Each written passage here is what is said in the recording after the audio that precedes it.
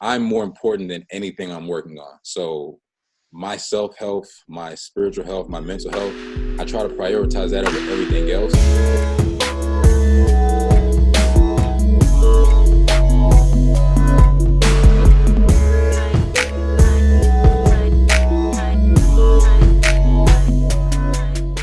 And it sounds like you've been doing it a whole lot since you started this. How do you balance like your work and your personal life, like work-life balance, that sort of deal?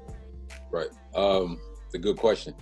I kind of just I don't really look at it like a challenge, honestly. I just look at it more so like I'm more important than anything I'm working on. So my self-health, my spiritual health, my mental health, I try to prioritize that over everything else.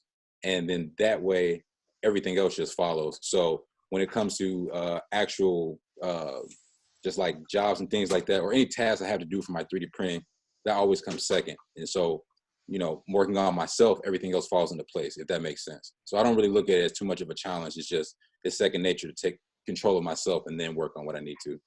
Yeah, that's a really healthy like outlook, man.